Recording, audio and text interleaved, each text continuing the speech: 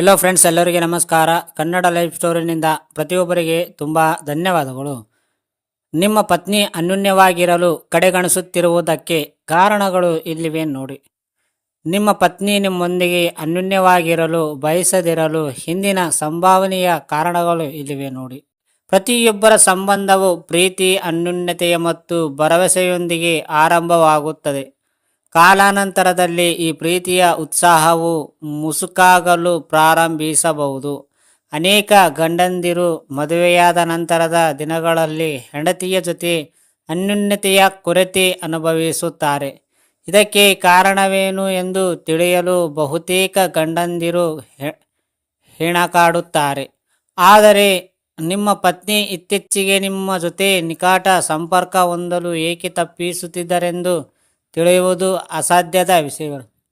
ಹೊಸ ಜವಾಬ್ದಾರಿಗಳು, ಬದಲಾಗುತ್ತಿರುವ ಆದ್ಯತೆಗಳು ಮತ್ತು ಶಾರೀರಿಕ ಬದಲಾವಣೆಗಳು ಅನ್ಯೋನ್ಯತೆಯ ಕುಸಿತಕ್ಕೆ ಕಾರಣವಾಗಬಹುದು.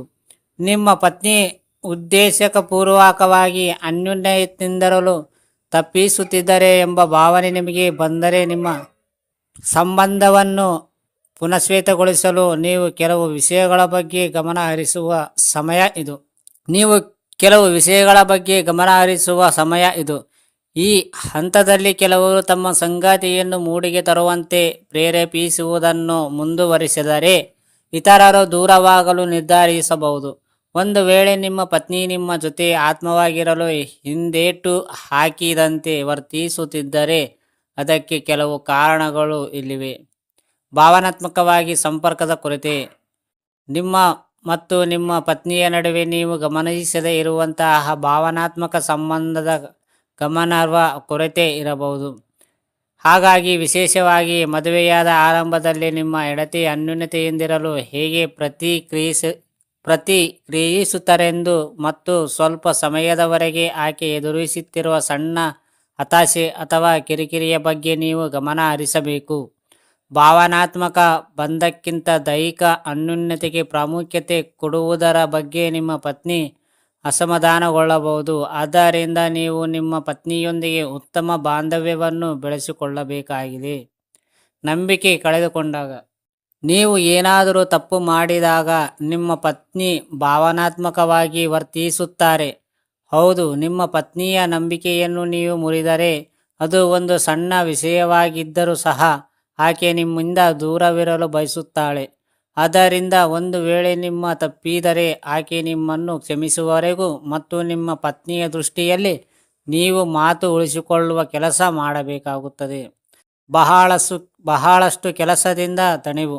ನಿಮ್ಮ ಹೆಂಡತಿ ಸಾಕಷ್ಟು ಕೆಲಸ ಮಾಡಿದ ನಂತರ ಬಹಳಷ್ಟು ದಣಿದಿರುವ ಸಾಧ್ಯತೆಗಳು ಹೆಚ್ಚಾಗಿರುತ್ತದೆ. ಅದರಲ್ಲೂ ಆಧುನಿಕ ಮಹಿಳೆಯರು ತಮ್ಮ ಕೆಲಸ ಮತ್ತು ದೈನಂದಿನ ವೇಳಾಪಟ್ಟಿಯಲ್ಲಿ ಮುಳುಗಿರುತ್ತಾರೆ. ಈ ಕೆಲಸಗಳು ಅವರನ್ನು ಸಂಪೂರ್ಣವಾಗಿ ದಣಿಸಬಹುದು. ಬಹಳ ಸಮಯಗಳಿಂದ ಕೆಲಸ ಮಾಡಿದ ನಂತರ ಎಲ್ಲ ಎನರ್ಜಿ ವೇಸ್ಟ್ ಆಗಬಹುದು.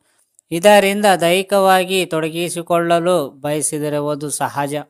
ಆದ್ದರಿಂದ ನಿಮ್ಮ ಪತ್ನಿಯ ಶಕ್ತಿ ಪುನಶ್ಚೇತನಗೊಳ್ಳಲು ಸ್ವಲ್ಪ ಸಮಯ ಮೀಸಲಿಡಿ. ತಮ್ಮ ದೇಹದ ಬಗ್ಗೆ ಮುಜುಗರ. ಈಗ ನಿಮ್ಮ ಹೆಂಡತಿಗೆ ತನ್ನ ದೇಹದ ಬಗ್ಗೆ ಅತಿ ಮುಜುಗರ ಇರಬಹುದು. ಇದರಿಂದ ನಿಮ್ಮ ಮುಂದೆ ಆತ್ಮೀಯಾಗಿರಲು ನಾಚಿಕೆ ಪಡಬಹುದು.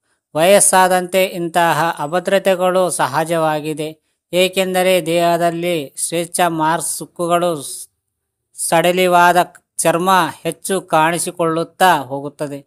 ಇದೇ ಕಾರಣಕ್ಕಾಗಿ ನಿಮ್ಮ ಹೆಂಡತಿ ತನ್ನ ದೇಹದ ಬಗ್ಗೆ ಕೀಳು ಮನೋಭಾವ ಬೆಳೆಸಿಕೊಳ್ಳಬಹುದು. ಆದ್ದರಿಂದ ಈ ಲಕ್ಷಣಗಳು ನಿಮ್ಮ ಹೆಂಡತಿಯ ಕಂಡು ಬಂದರೆ ಅವಳನ್ನು ವಿಶೇಷ ಮತ್ತು ಸುಂದರವಾಗಿಸಲು ನೀವು ಪ್ರಯತ್ನಿಸಿ. ಹಾಗಾಗಿ ಅವಳನ್ನು ಪ್ರವೇಶಿಸಿ. ಕೌಟುಂಬಿಕ ಸಮಸ್ಯೆಗಳಿಂದ ದೂರವಿರಬಹುದು. ನಿಮ್ಮ ಮನೆಯಲ್ಲಿ ಅಥವಾ ಆಕೆಯ ತಂದೆಯ ಮನೆಯಲ್ಲಿ ನಡೆಯುತ್ತಿರುವ ಕೌಟುಂಬಿಕ ಸಮಸ್ಯೆಗಳಿಂದ ನಿಮ್ಮ ಪತ್ನಿ ತೊಂದರೆ ಅನುಭವಿಸಬಹುದು. ಇದರಿಂದ ಆಕೆ ಸಹಜವಾಗಿಯೇ ಮಕ್ಕಳ ಬಗ್ಗೆ ಕಾಳಜಿ ಹೊಂದಬಹುದು ಮತ್ತು ತನ್ನ ಆಲೋಚನೆಗಳನ್ನು ಲೈಂಗಿಕತೆಯಿಂದ ದೂರವಿಡಬಹುದು.